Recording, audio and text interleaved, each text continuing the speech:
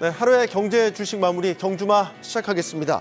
자, 금리 인하 기대감이 차갑게 식어가는 가운데 급기야 금리 인상 가능성까지 제기됐죠. 자, 강달러의 채권 금리는 더 올랐고요. 국제유가 어느덧 90달러 위로 올라섰습니다. 자, 우리 증시가 이런 환경을 견뎌낼까 주목하지 않을 수 없는 오늘 장이었는데, 자, 코스피는 그래도 시총 상위주들이 버텨주면서 2,700선을 지켜냈고요. 반면에 코스닥은 2차 전지주들의 약세 속에서 860선으로 한 걸음 더 뒤로 밀려나는 모습이었습니다. 자, 금리 인하 기대는 꺾였고 오르는 것만 오르는 장세 속에서 어떻게 대처해야 될지 고민이시라면 오늘 월요일 경주마의 강력한 세 분들이 여러분을 기다리고 있습니다. 어서 나오십시오. 네, 안녕하세요. 안녕하십니까. 자, 주말 사이에 휘청인 미국 시장의 분위기 때문이었을까요? 오늘 우리 장도 참 뭐라고 해야 될까? 네. 어떤 분들은 이런 얘기를 하시더군요. 이 쇠한 기분을 지울 수가 없는 모습입니다. 네. 오늘 장 어떻게 보셨는지요, 황팀장님?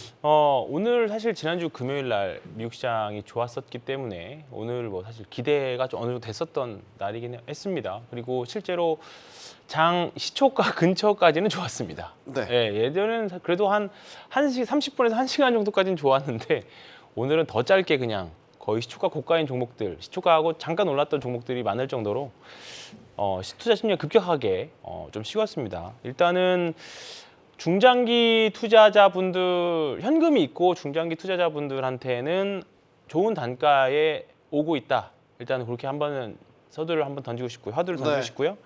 다만 이제 스윙 플레이어 이하인 분들, 단타를 하시든 스케일을 하시든 좀 매매하기 좀 까다로운 시장이었을 겁니다. 오늘 장 초반에 2차 전지가 굉장히 좀 약했음에도 불구하고 약했었고, 그리고 반도체도 약했었는데 오후에는 또 2차 전지가 또 급등을 해버리는 그런 양상들을 좀 보여줬었죠. 그리고 또 그에 반해서 꽤 오랫동안 쉬었던 밸류업 종목들이 오늘 또 반등을 해주는 종목들입니다. 오늘 개인적으로 느꼈던 거는 역시나 포트폴리오 관리, 그러니까 자산 배분이 굉장히 어떻게 하느냐에 따라서 굉장히 좀 중요하다라는 거를 오늘 하루도 한 번 더 느꼈고요. 다만 오늘 지수는 괜찮았습니다. 외국인들이 오늘도 샀고, 삼성전자 같은 경우에는 블록들 이슈가 좀 있긴 했습니다만 그래도 15거래일 연속 순매수를 했습니다. 근데 지수는 괜찮았고 외국인들 샀지만 역시나 삼성전자하고 일부 대형주 위주로만 샀기 때문에 개별주들이나 중소형주, 우리가 좋아하는 뭐 소부장일지라도 오늘은 사실 쉽지 않은 장이었습니다. 아마 오늘 굉장히 좀 힘들었지만 네. 2차 전지가 오늘 오후에 반등했던 것처럼 또 반도체 주식들도 과하게 빠졌던 것들은 또 반등하는 날이 또 분명히 올 겁니다. 아직까지는 그렇게 생각을 하고 있고, 오늘 하루 좀 주식하면서 뭐 하루 충분히 있을 수 있는 하루다. 뭐 여러 가지 이슈들이 있으니까 그 뒤에 차차 하도록 하고요. 너무 오늘 하락에 큰 의미는 부여하지 않으셨으면 좋겠습니다. 네. 박현상 팀장님께도 의견을 구하고 싶은데 코스닥이 좀 낙폭이 컸습니다. 그래서 한 발 더 좀 뒤로 후퇴를 하는 모습이었는데 어떻게 보셨는지? 일단 뭐 황 팀장님께서 거래소만 보시는 줄 알고 깜짝 놀랐어요. 코스닥은 많이 빠졌는데 예, 농담이고요. 일단 지수는 괜찮았다지만 개인적으로는 지수만 괜찮았지 나머지는 굉장히 안 좋았다라고 평가를 합니다. 오늘 거래소로 2,060억 정도 외국인이 매수를 했는데 여전히 그중에서 1,999억은 삼성전자를 샀습니다. 네. 그러니까 나머지 종목은 다 팔았다고 보는 게 맞습니다. 그 다음 산 게 현대차가 750억 정도 되고요. 사실은 저희가 나오기 전에 그 장 끝나고 한 30분 정도 더 기간 동안에 그 시간 동안 저희 사무실이 굉장히 조용했거든요. 왜 사무실이 조용했는지 아세요?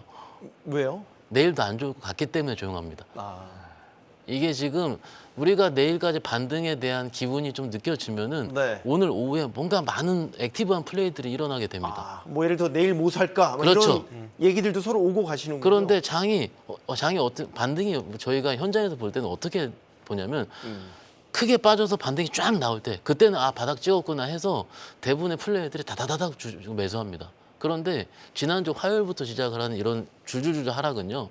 계속 코스닥이 지금 5일 연속 음봉이거든요. 그러면은 이게 플레이어들이 들어올만 하면 빠지는 거예요.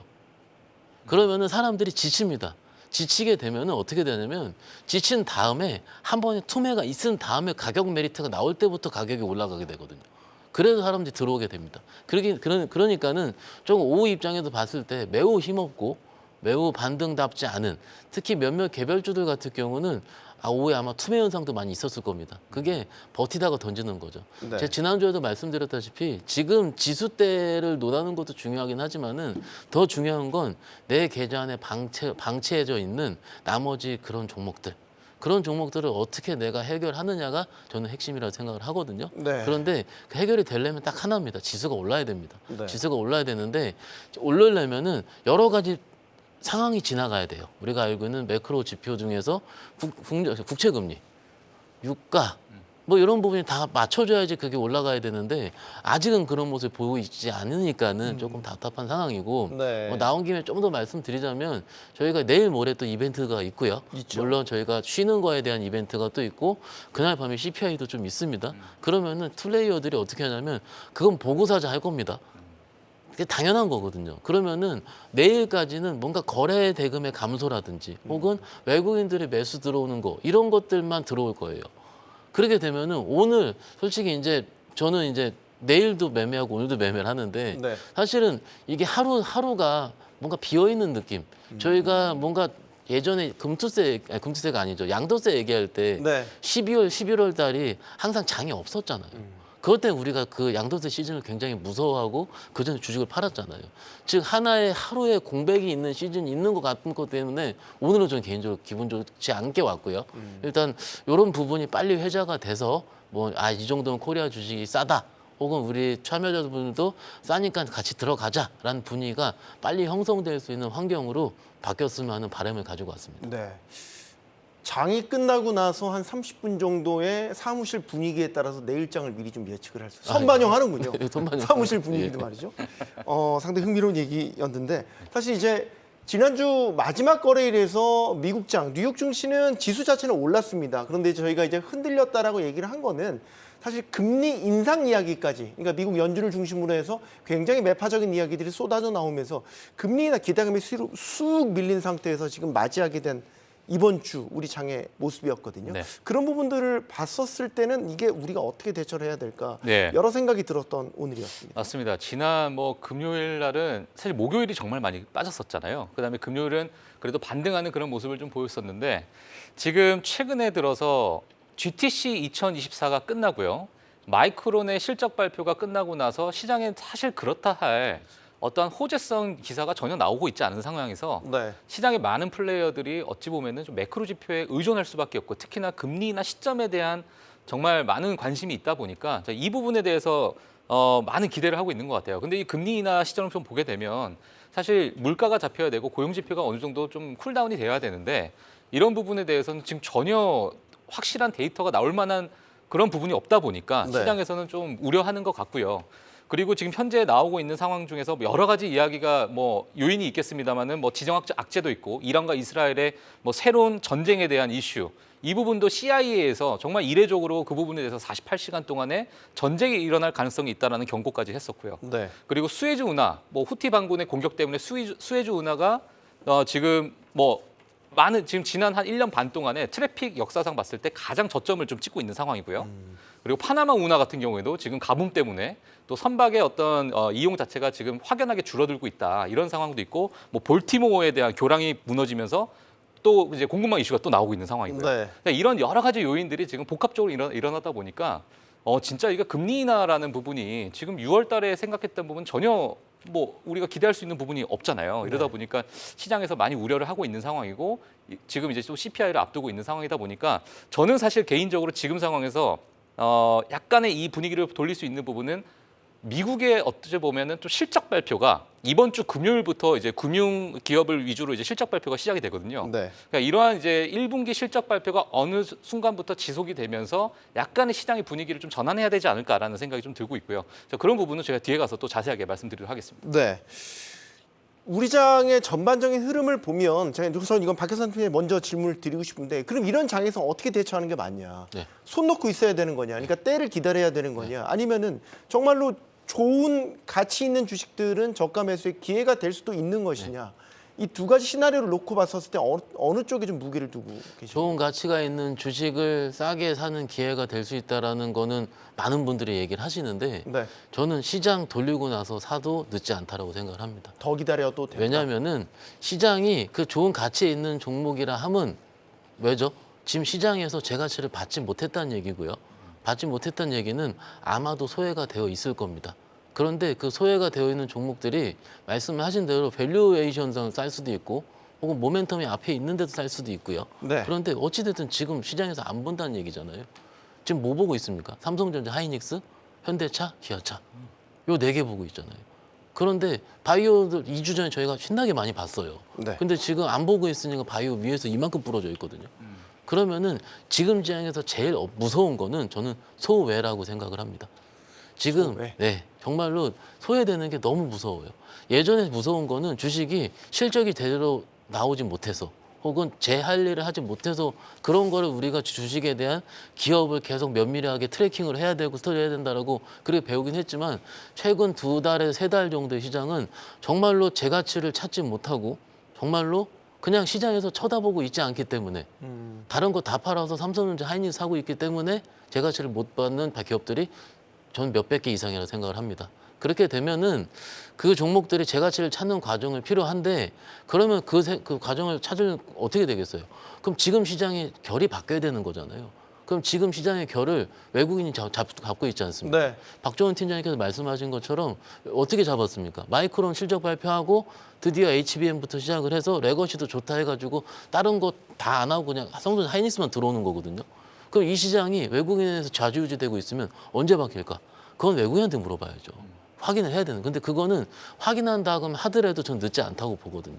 그래서 조금 죄송한 얘기를 드리고 있긴 하지만은 네. 조금 확인 후에 그 시장을 다음에 나한테 맞는 시장이 오는 걸 확인 후에 하더라도 제가 보기엔 늦지 않다라고 생각하고 있습니다. 황 팀장님은 네.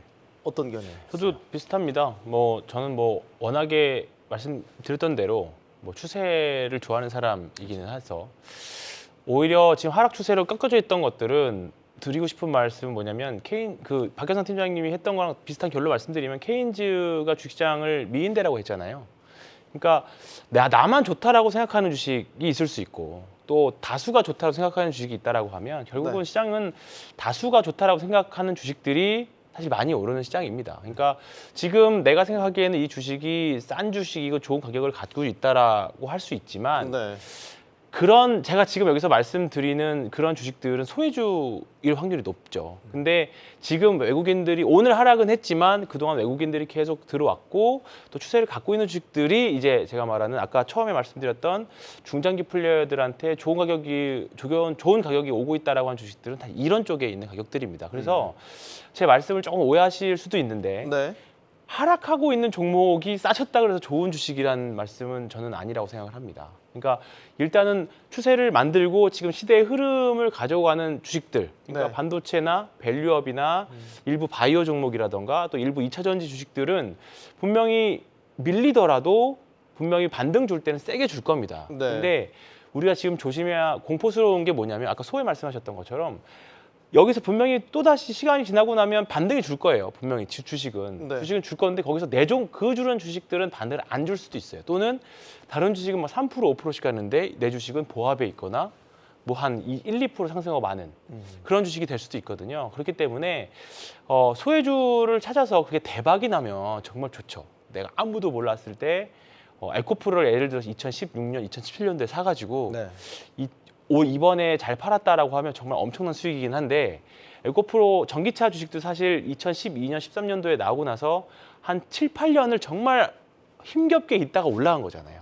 그랬던 것처럼 우리 개인 투자자들은 이런 좀 약간 시간에 기회비용도 분명히 생각을 해야 되기 때문에 네. 그 말씀을 드릴 수 있을 것 같고 올해 일단은 주도주들은 아직은 여러 가지 노이즈들이 있지만 매크로적인 노이즈들은 있지만 반도체에서 일단은 큰 비중에서 매매를 해야 되지 않을까. 외국인들이 지금 15거래일 연속 삼성전자 샀거든요. 네. 그래서 삼성전자를 대형주가 싫어하시더라도 삼성전자나 하이닉스를 꼭 포트에 편입을 해야 된다는 이유가 오늘 같은 날 오히려 계좌를 방어해주는 오히려 보험적인 성격의 역할을 할 수 있기 때문에 음. 말씀을 드렸던 겁니다. 그렇기 때문에 전자를 사실 오늘 삼성전자가 전체 비중에서 10% 이하라고 하더라도 전자를 갖고 있었으면 전자가 그나마 안 빠지네라는 위안을 멘탈적으로 좀 위안을 받으실 수 있고 내일 반등을 줄 때 조금 다시 내가 여차하면 삼성전자를 팔아서라도 다른 거 사야지 그런 생각이 좀 들을 수 있거든요. 근데 네.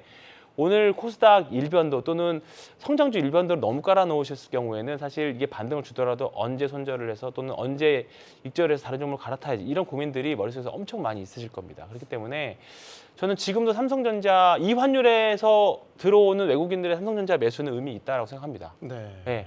설사 외국인들이 환율을 굉장히 좀 의미 있게 보잖아요. 분명히 그러면 1,350원대 이상에서 삼성전자 한국 주식을 사더라도 괜찮다라는 거거든요. 그러면 일단 뭐 금리에 대한 부분들 때문에 특히나 바이오가 조금 이제 노이즈가 심하게 생겼지만 네. 결국에는 다시 좀 뒤로 미뤄질 수도 있고 지금 사실 6월달 금리 인하 확률이 지금 50%대 이하로 내려왔고 네.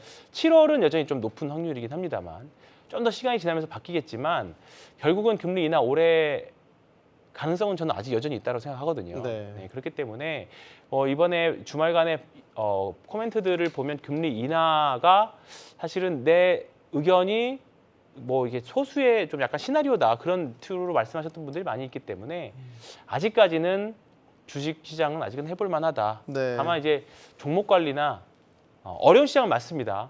내부 포트폴리오 관리 그게 매우 중요할 것 같습니다.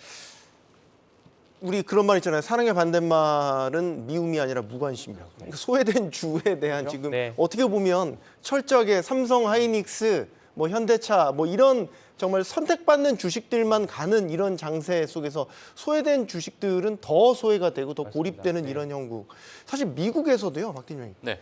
지금 우리 그렇게 열광했던 매그니피션트 세븐이 아니라 그 네. 시대가 또 갔다는 거 아니에요? 아. 페포? 예. 이젠 또 페포, 테슬라 퇴출, 뭐 예. 퇴출해가지고 정말 거기서도 이렇게 옥석이 또 가려지네요. 그러니까요. 자, 미국에서 장명가들이 참 많은 것 같습니다. 네. 예, 그래서 이름이 지속적으로 바뀌니까 이거 따라가기도 정말 힘든 것 같은데요.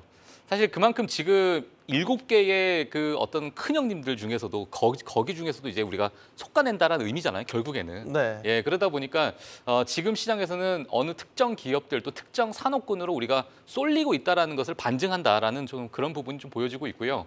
그리고 지금 사실 저는 오늘의 국내 시장도 좀 보게 되면서 과거에 뭐 지난 2주 전만 해도요. 사실 제약바이오에 대한 흐름이 정말 괜찮았다고 저는 개인적으로 좀 보고 있었는데 네. 최근에 이 흐름 자체가 금리에 관련된 매크로 지표의 흔들림 때문에 이런 제약바이오 섹터들이 그냥 우두두두 이제 무너지는 그런 느낌이 좀 들고 있는 상황이거든요. 네. 하지만 결국에 올해의 어떤 기조를 보게 되면 금리 인하라는 기조는 그대로 연준에서 가지고 가는 부분이기 때문에 지금 일시적인 어떤 하락에 대해서는 너무 우리가 겁낼 필요까지는 없을 것 같다라는 생각은 하고 있습니다. 만약에 뭐 금리 인상을 하겠다라는 그런 이야기가 물론 지금 연준에서도 이러한 이야기들이 하나둘씩 나오고 있는 상황이긴 하지만 금리 인상이 아니고서야 금리 인하 기조는 그대로 이제 가져가는 것이기 때문에 네. 예, 지금의 어떤 큰 조정은 일시적인 약간의 투매성 어떤 매도 물량이 좀 나오는 것 같고요. 근데 네. 이런 부분이 어느 정도 좀 시장에서 소화하는 데까지는 조금 시간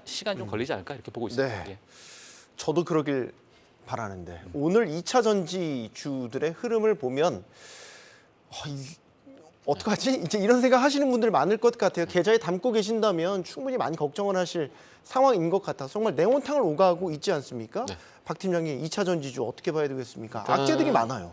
악재가 근데 뉴스로 많은데 쏟아져 나오는 악재들도 참 많은 것 같고. 나오는데 저는 거의 더 나올까 생각은 들어요. 악재라는 부분이.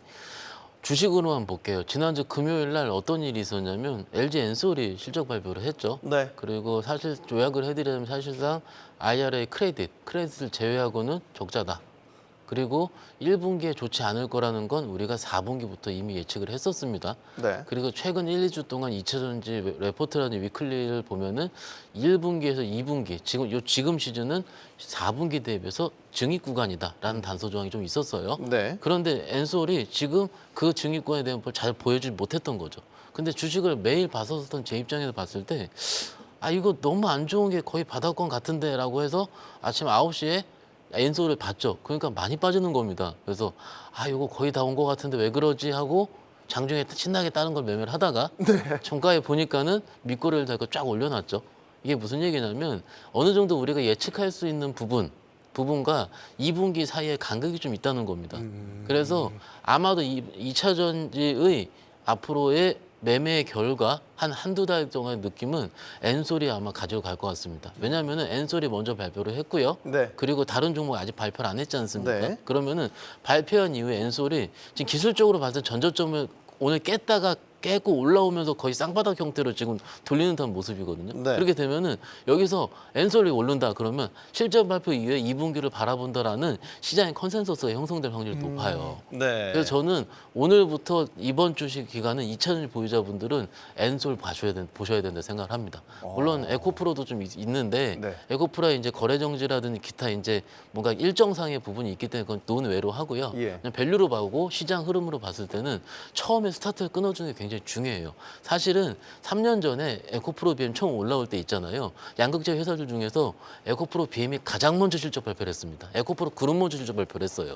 그러면서 다른 대주전자재료, 뭐 LNF 같은 다른 양극재 첨가제들 다 끌고 갔었거든요.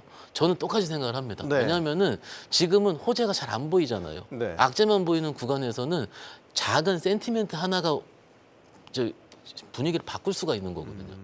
그런 그 센티멘트는요, 조그만한 거에 뉴스 플로우일 수도 있지만은 이미 실적 발표란 주가 수준일 수 있다고 생각을 해요. 그리고 저는 과거에 정말로 성장하는 산업이 중간 쉴 때 이런 발표한 다음에 올라가는 거 굉장히 많이 봤거든요. 네. 물론 이거는 추후에 좀 확인을 해봐야 되고 저의 내피셜일 수도 있긴 있지만은 예. 아마도 그렇게 좀 저는 확인하려고 하니까 참고하시면 어떨까 싶습니다. 아, 오늘 장중에서 굉장히 많은 인사이트를 예.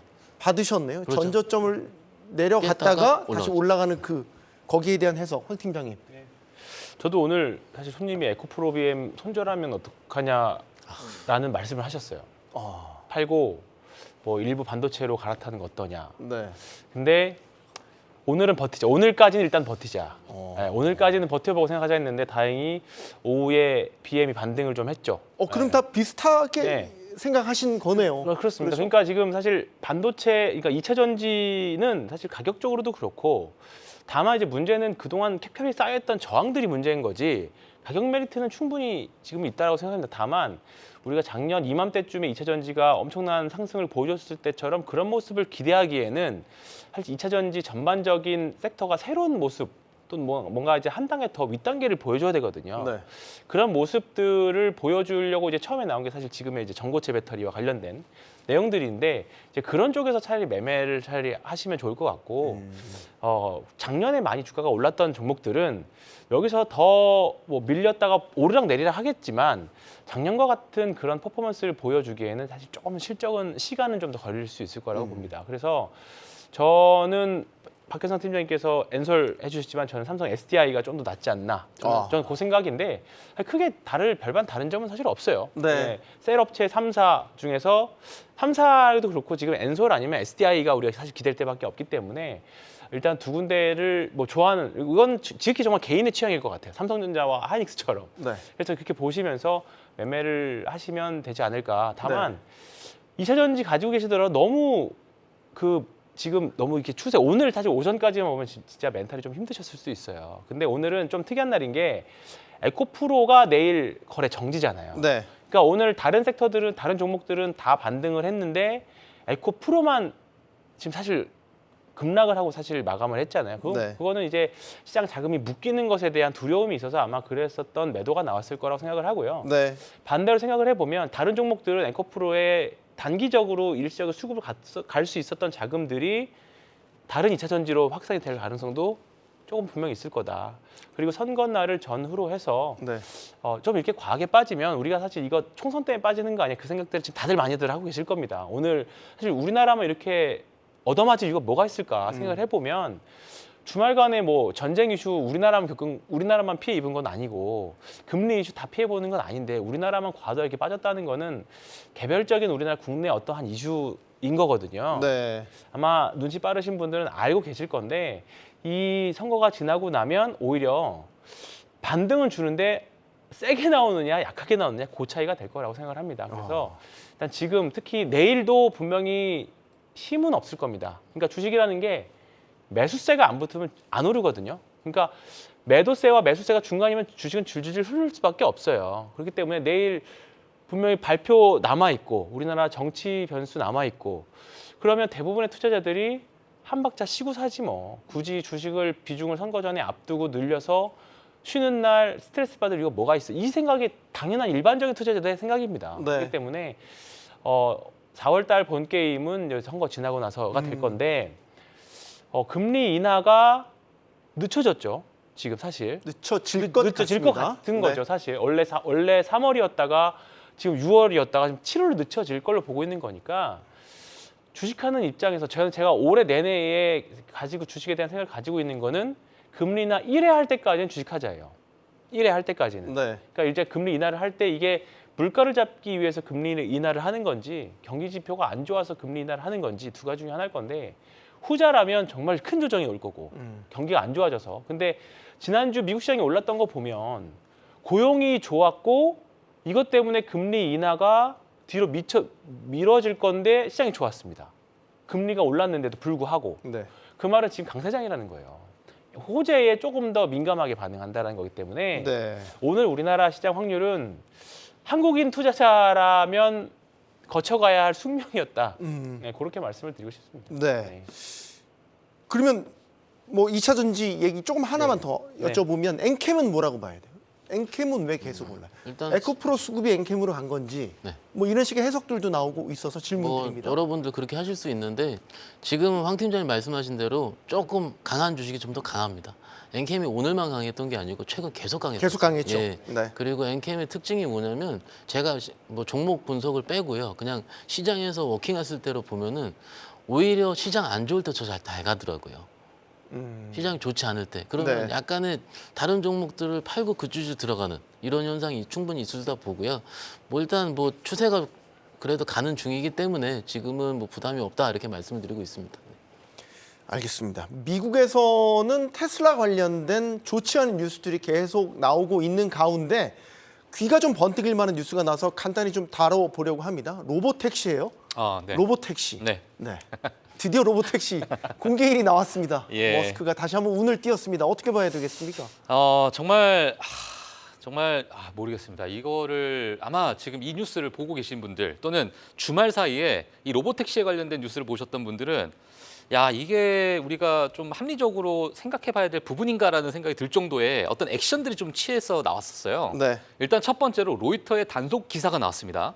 모델 2, 그러니까 저가형 모델의 생산을 중단한다라는 것을 로이터에서 먼저 발표를 했습니다. 기사로. 네. 예, 근데 이제 일론 머스크는 그 기사를 보고 로이터가 또 거짓말을 하고 있다라는 부분을 12시에 트위터를 하고요. X를 하고요. 네. 자, 그다음에 5시간 뒤에 갑작스럽게 테슬라에서 8월 8일 날 로보택시를 공개하겠다.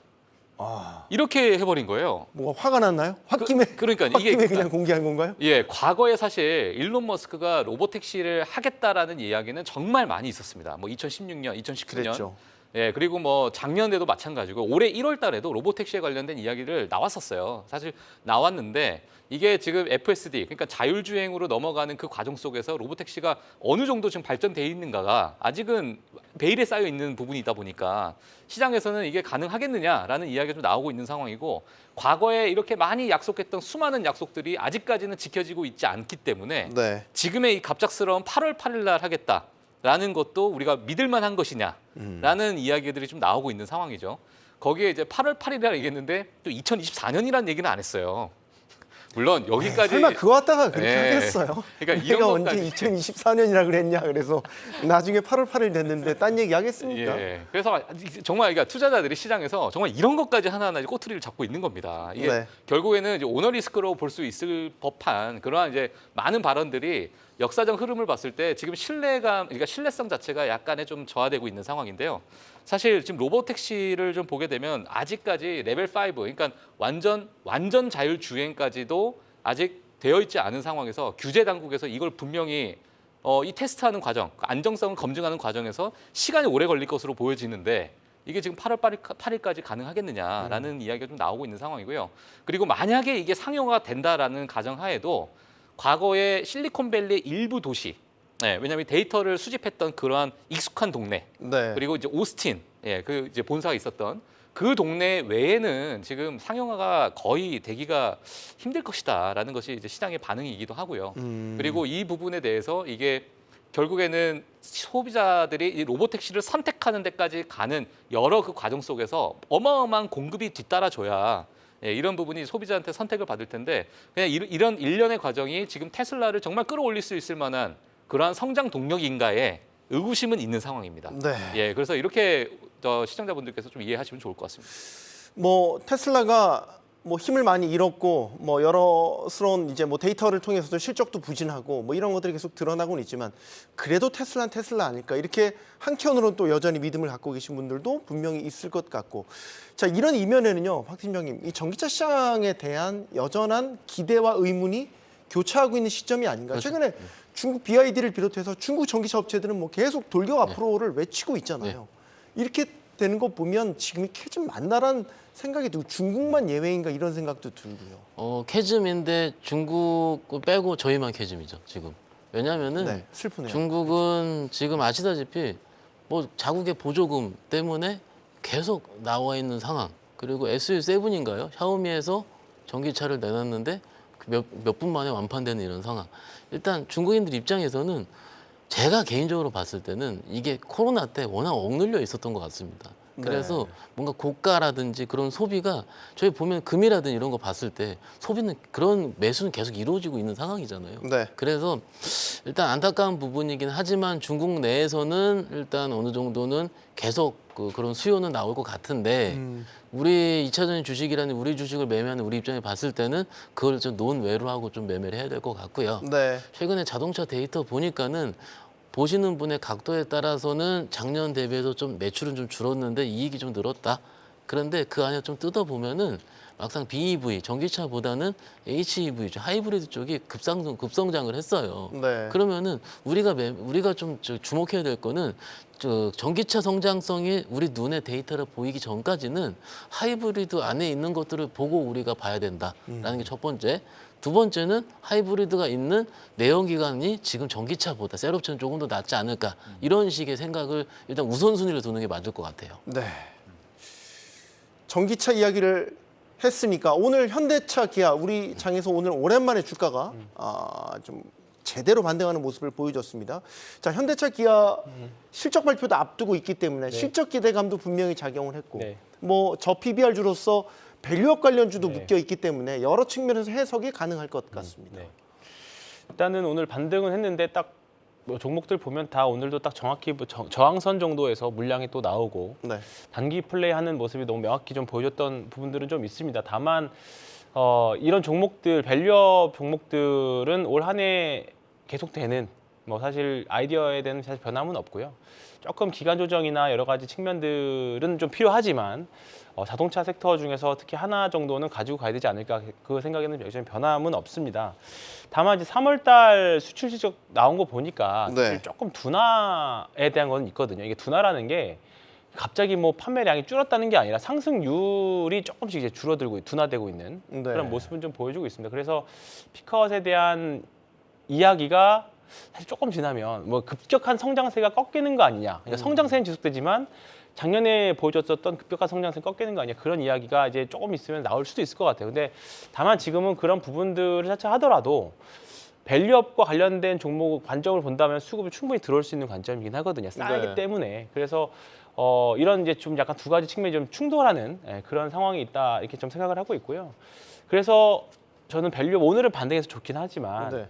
분명히 또 시간이 지나고 나면 밸류업은 또 밀리고 오늘 많이 빠졌던 반도체나 2차 전지가 또 올라오고 그런 식의 시장은 모멘텀이 좀 나올 때까지는 전반적인 사실 시장 모멘텀이 좀 특별한 게 계속 반복이거든요. 왔다 갔다. 네. 근데 대외적으로 악재만 터지다 보니까 사실 좀 시장이 계속 매수 동력을 좀 잃어가는 그런 느낌이 있다는 겁니다. 그래서 일단 오늘 자동차 좋았습니다. 좋고 향후에 딱 정확한 지지선에서 반등 나왔고 저항선에서 물량이 나왔어요.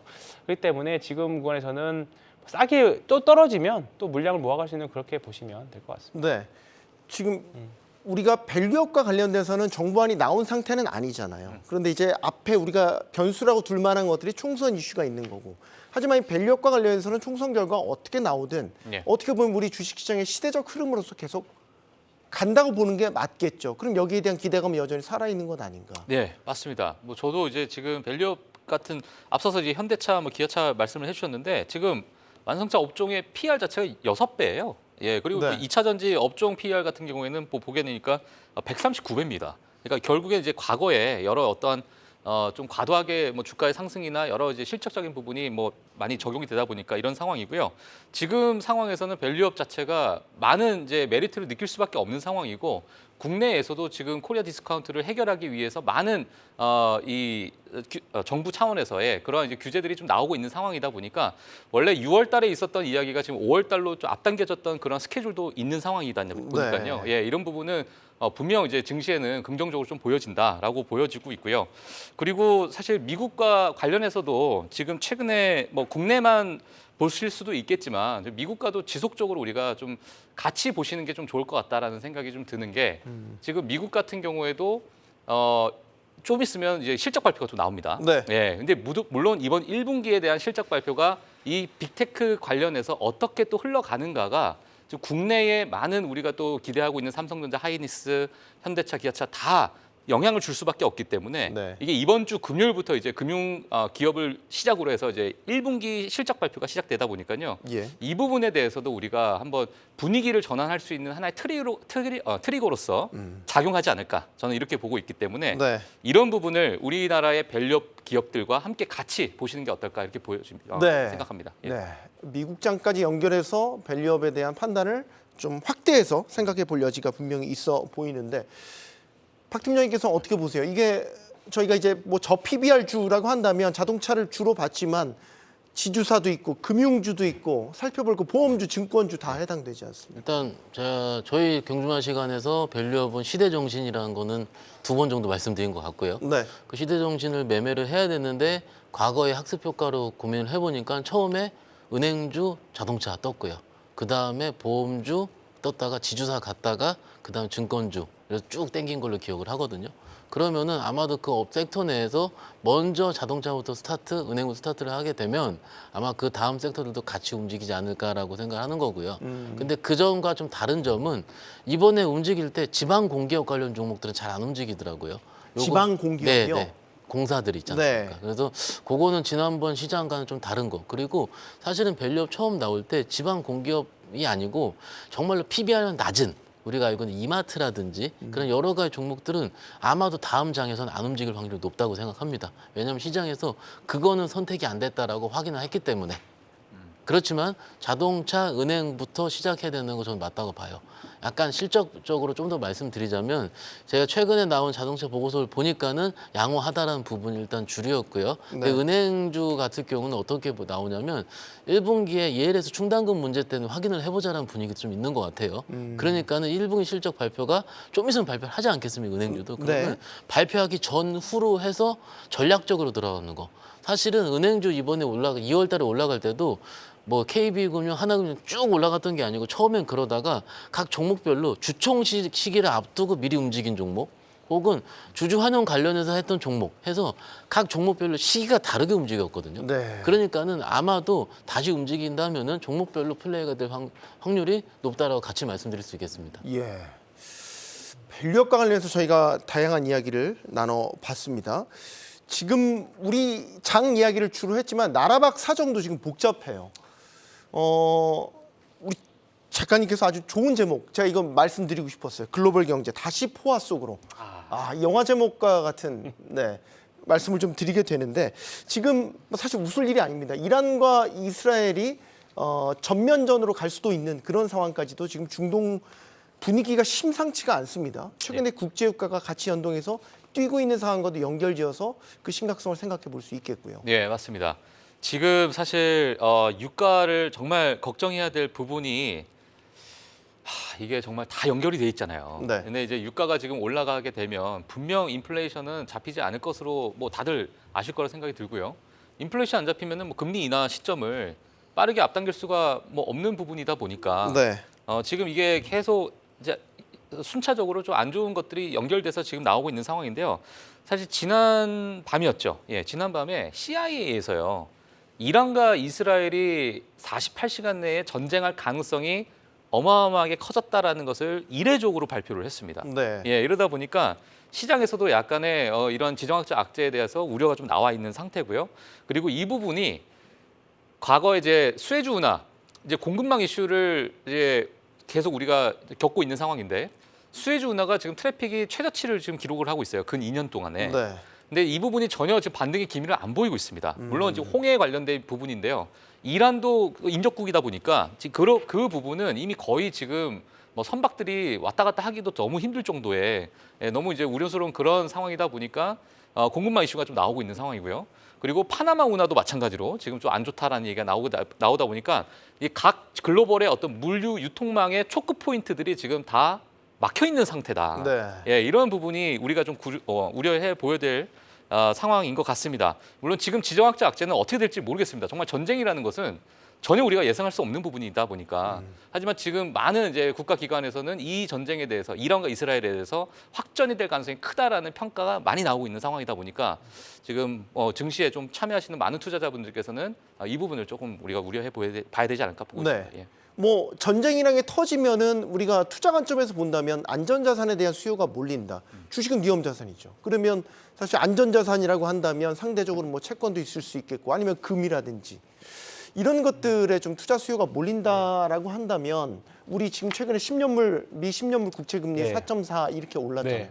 더 오를 수도 있겠네요. 그럼요. 주식은 훨씬 더 불리해지겠네요. 그렇습니다. 예, 이런 부분들이 사실 우리가 예상이 없던 우리가 올해 큰 시나리오를 짜고 주식시장을 했는데 사실 이런 전쟁과 같은 이런 돌발 상황들은 우리가 사실 없었잖아요. 네. 근데 이런 것들이 있으면서 금리가 튀었고 그러면서 바이오 주식들이 먼저 세게 부러졌고 네. 뭐 그런 부분들이 계속 올 한 해 우리가 겪어야 할 사실 변수고 통제해야 할 리스크기는 합니다. 관리해야 할 리스크죠. 근데 사실 전쟁이 난다면 사실 주식시장에는 또 큰 기회가 분명히 또 올 겁니다. 네, 주식쟁이의 관점에서 본다라고 하면 항상 네. 전쟁은 매수 기회였고요. 정작 한국이라는 나라가 전쟁 중이잖아요. 공식적으로는. 휴전 중입니다. 네, 네, 그렇죠. 휴전 중이죠. 공식적으로 네. 휴전 중입니다. 그렇기 때문에 전쟁은 분명히 마무리된다. 우리가 이미 우크라이나 러시아 전쟁에서 이미 알고 있었던 것처럼 분명히 이 기회를 분명히 뭐 자산 시장에 엄청난 변동성은 있긴 하겠지만 네. 이 기회 때문 이 사건 때문에 시장이 폭락을 한다면 엄청난 변동성을 동반하면서 자산 시장에 엄청난 리밸런싱이 좀 나오겠죠. 근데 가장 큰 기회는 역시나 주식에 있지 않을까 생각합니다. 또 그걸 또 역으로 또 기회로 또 우리가 활용할 수 있다라는 측면인데 유가는 상당히 부담 아닌가요? 그러니까 지금 유가가 $100 이야기가 이제 슬슬 나오고 있고 우리가 2021년 3월 경에 그때 러시아 우크라이나 전쟁이 시작되면서 유가가 그때 $120 위로 올라섰다가 지금 다시 지금 스물스물 오르고 있는 이런 상황이거든요. 유가는 상당히 좀 치명타가 아닐까 싶은데. 제가 정말 고객을 떨구잖아요. 그때를 기억하기 싫어서 그렇거든요. 아 싫으셔? 예. 안 좋은 기억이 왜냐하면 죄송합니다. 그때는요. 약간 그때는요. 미국이 금리 인상을 하기 바로 직전 한 달 전이었고요. 또 시기가 그렇게 예. 또 겹치네요. 그리고 그 한 달 전에는요. LG 에너지 솔루션 청약이 있었던 저기 한 달이고요. 그러면은 엔솔을 청약하기 위해서 많은 주식을 팔았을 겁니다. 그래서 그때 막상 그 1월 달에 네. 미국 증시는 굉장히 좋았습니다. 좋았는데 국내 시장만 굉장히 안 좋았습니다. 그게 제 기억에 남았기 때문에 제가 고개를 떨궜고요. 그러면 지금과 그때 시장을 비교하는 건 제가 보기엔 옳지 않다. 왜냐하면 금리는 이미 올 만큼 올랐고 언제 시간에 대한 부분이기 때문에 그렇고요. 두 번째, 유동성에 대한 부분도 좀 고민을 해봐야 되는데 지금 유동성을 흡수를 하는 게 제가 보기엔 금이거든요.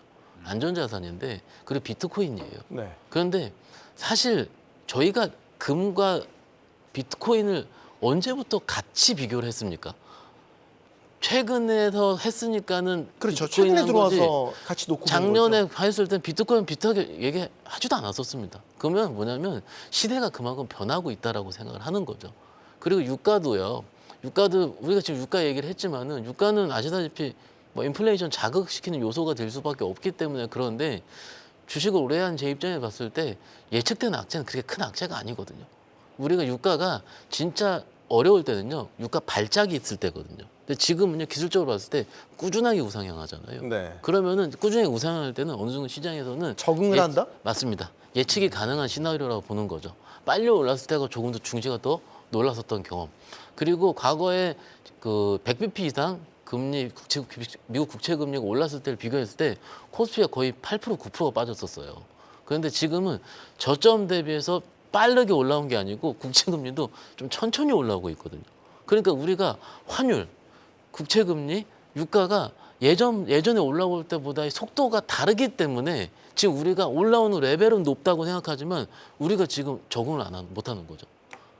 어떻게 보면 시장에서는 천천히 올라왔기 때문에 적응을 이미 했는데 우리만 놀라고 있지 않을까를 생각을 하고 있습니다. 하지만 아직까지 우리가 이번 주 수요일 날, 목요일 날 확인해야 될 지표들은 많이 있기 때문에 네. 말씀을 확인을 해보기를 하는데 일단 저는 과거보다는 많은 변동성을 유발할 확률은 적다라고 생각하고 있습니다. 근데 환율이 지금 1,350원대 위에서 계속 움직인다면 네. 이게 누적 부담이라는 것도 있잖아요. 그러니까 그렇죠. 천천히 올라가서 적응을 하는 것도 네. 있지만 계속 그 수준에서 머문다라고 한다면 결국 수급은 점점 동력을 잃는 거 아니에요? 그렇죠. 그러면은 아까 황 팀장이 얘기하신 것처럼 이거예요. 우리가 지금 수급이라는 걸 볼 때 과연 매크로에 대한 리스크와 AI 시장 성장성에 대한 반도체 폭발에 대해 봤을 때 외국인들은 아직까지는 후자를 조금 더 크게 생각을 하는 것 같아요. 네. 그런데 만약에 이제 이거 좀 더 길어진다 그 문제가 될 수는 있죠. 하지만은 그거는 저는 조금 이따가 확인해도 된다고 생각합니다. 저희 댓글창에서 시청자님께서 의견 주신 것 중에서 눈에 띄는 게 앞으로 2주에서 4주 정도 정말 조심해야 될 것 같다라는 생각을 하고 계신 거예요. 저희가 오늘 나눴던 여러 주제들이 다 복합적으로 봤었을 때 어디로 튈지 모르는 이제 쉽사리 뭐 변동성 장세도 지금 우려를 하고 계시는 네. 것 같아요. 그러니까 지금 크게는 세리메이를 앞두고 있고 우리도 네. 분명히 주식들은 일정 부분 많이 올라왔고 1분기 실적이 우리가 생각했던 것보다 안 좋은 기업들이 분명히 있겠죠. 그런 기업들에서는 분명 실명 매물들도 나올 거고요. 여러 가지 측면들이 복합적으로 지금 있는 상황은 맞습니다. 미국도 사실 지금 특별하게 뭐 계속 박스권 장세만 움직여주고 있다 보니까 그래서 지금 2, 3주 정도가 말씀하셨던 것대로 그리고 참 신용잔고도 사실 지금은 좀 한 1조 이상 올라왔습니다. 네. 한 달 전까지만 해도 18조 원 중반대에서 지금 거의 20조 원 가깝게 올라왔거든요. 그렇기 때문에 지금 여차해서 좀 코스닥 같은 경우들은 조금 주가가 빠져버리면 반대 매매를 위한 반대 매매가 또 시장을 또 지배해버릴 수도 있는 상황이기 때문에 네. 우리가 밸류업이라는 종목 사실 그 밸류업 프로그램은 사실 코스피에서 기대해야 되는 것들이잖아요. 그렇다 보니까 특히 코스닥 종목이 비중이 좀 높으신 분들은 조금 리스크를 계속 어떻게 관리를 해야 되고 내가 내일 이 종목이 얼마를 뭐 예를 들어서 깨지면 뭐 비중을 줄인다던가 네. 그런 전략들은 계속적으로 가져가야 되는 시기가 4월이 될 것 같습니다. 그러면 이럴 때는 짧게만 순환매를 이용한 단타 전략만 유효한 건가요? 이럴 때는 말이죠. 단타를 하실 수 있는 분들은 해야 되는데 저는요 현금을 사자 말씀드립니다. 현금을 사자라는 말은 지금 계좌에 저 잘못 들었어요. 황금을 사자. 제가 잘못 들었습니다. 깜짝 놀라신 현금을 거예요. 사자. 현금을. 네. 그러니까 지금 제 현장에서 좀 상담을 하다 보면은 금값이 하도 올라가지고 네. 제가 잘못 들었어요. 죄송합니다. 저 황금도 사고 싶은데 제가 그럴 네. 돈은 없고요. 저기 상담을 하다 보면은 이거를 팔고 이거를 샀을 때 얼만큼 수익이 나겠느냐를 많이 여쭤보시거든요. 네. 근데 저는 그럴 때마다 팔고 일단 가만히 있으시라 얘기를 합니다. 왜 그러냐면은 지금 장이요. 레거시 소부장 오르는데 지난주 올랐거든요. 근데 오늘 다 몇 프로씩 빠졌어요. 오를 때만 시장에서 환호를 하거든요. 막상 빠질 때는 오늘 얘기 안 하잖아요, 저희가. 그렇죠? 네. 그래서 빠질 때 리스크를 해지를 하려고 우리가 매도라는 겁니다. 그래서 현금은 이럴 때 가장 큰 무기가 될 수 있습니다. 네. 미국장 변수 마지막으로 질문 드리고 싶은 건 이제 CPI가 나오잖아요. 이번 네네. 주에. 네.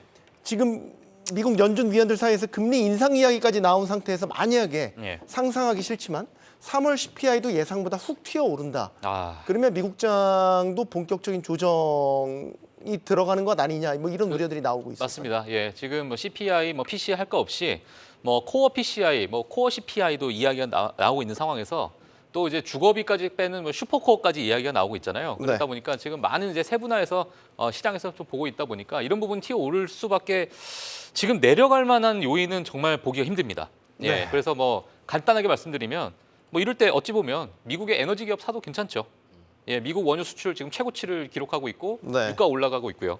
예, 그리고 뭐 지정학적 악재 때문에 유가가 계속 자극이 된다면 그런 에너지 기업들은 또 실적 부분에서는 어느 정도 또 호재를 맞이할 수 있는 부분이 있기 때문에 포트에서 그 정도의 어느 정도 일부 뭐 에너지 기업을 어느 정도 담고 있는 것도 전 나쁘지 않다고 봅니다. 예. 알겠습니다. 이번 주는 총선이 있고요. 또 미국에서 앞서 말씀드린 것처럼 3월 CPI 이제 물가 지표가 발표됩니다. 시장의 향방을 좌지우지할 만한 빅 이벤트들을 소화하면서 증시는 분명히 변동성이 커질 수 있습니다. 변동성에 같이 흔들리기보다는 이런 빅 이벤트들의 결과가 가리키는 방향을 명확히 보고 판단하는 냉정함이 필요한 때입니다. 경주마도 냉정함을 잃어버리지 않겠습니다. 내일 뵙죠. 고맙습니다.